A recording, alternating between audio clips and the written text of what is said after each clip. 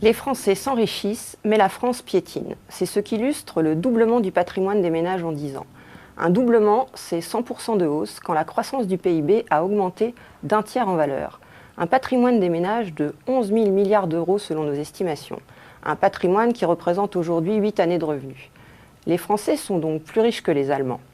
À y regarder de plus près, les comparaisons sont riches d'enseignements. Et si l'on rapproche le patrimoine net des Français de la dette du pays, la comparaison est alors plutôt rassurante.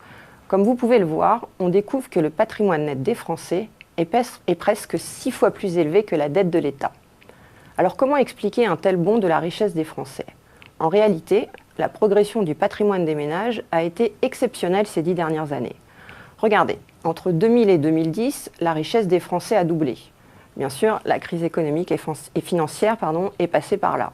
Mais la crise a eu un impact très limité sur les actifs des Français. Surtout si l'on fait la comparaison avec d'autres pays comme les États-Unis.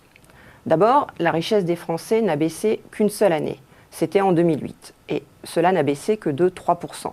Et dès 2009, c'est reparti à la hausse. Et toutes les pertes ont été effacées en 2010. Mais comment les Français ont-ils fait pour s'enrichir malgré la crise ? Pour répondre, il faut examiner de plus près la composition de leur patrimoine. Avec le recul des prix des logements et du foncier, le patrimoine non financier a bien reculé pendant 2 petites années. Côté actifs financiers, l'envolée des actions et de l'épargne en 2009 a effacé en un an les pertes de la crise. En clair, c'est la composition du patrimoine qui a été déterminante. Pour bien comprendre, il faut savoir que le logement et le foncier représentent près de 60% du patrimoine des Français. C'est pourquoi nous avons été si peu touchés par la chute des marchés boursiers. Près de 60%, c'est un niveau élevé. À titre de comparaison, l'immobilier représente moins de 40% du patrimoine des Américains. Ceci permet de comprendre pourquoi la flambée des prix de la pierre a généré des effets richesse tout à fait exceptionnels en France. C'est bien ce qui a permis au patrimoine de passer de 6 à 8 années de revenus en 10 ans. La hausse du nombre de propriétaires a aussi joué, à la marge mais tout de même. Rappelons que la France compte désormais près de 60% de propriétaires. Ce poids de l'immobilier en France explique aussi en partie le rebond du patrimoine dès 2010. Un rebond qui, selon nos prévisions, va d'ailleurs se poursuivre à l'horizon 2012. Alors pourquoi ? D'abord, grâce à la hausse des prix des logements, proche de 7% dans l'ancien en 2010. Ensuite, grâce au niveau élevé de l'épargne. Sans oublier la tendance haussière des marchés actions, même si c'est par à-coup. Tous ces éléments devraient en partie permettre au patrimoine des Français de croître de 4% par an. La croissance du patrimoine va donc rester très déconnectée de la conjoncture économique. Pour s'en convaincre, il suffit de comparer la croissance du patrimoine à celle du PIB en valeur. Que voit-on alors ? Que la croissance du patrimoine est très nettement supérieure à celle du PIB.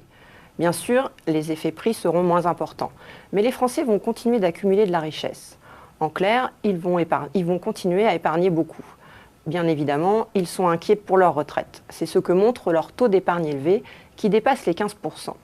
Si les produits de défiscalisation, immobilier surtout, ont les préférences des ménages, un autre placement les séduit toujours. C'est bien sûr l'assurance vie qui draine des montants records, des montants supérieurs à 100 milliards d'euros chaque année, avec un goût plus prononcé pour les contrats en euros, jugés plus sûrs. Aujourd'hui, l'assurance vie représente 14% du patrimoine. C'est 14% contre 10% pour le numéraire et les dépôts et 9% pour les OPCVM. Les ménages français investissent assez peu dans des produits risqués. Et depuis la crise, leur aversion au risque s'est encore renforcée.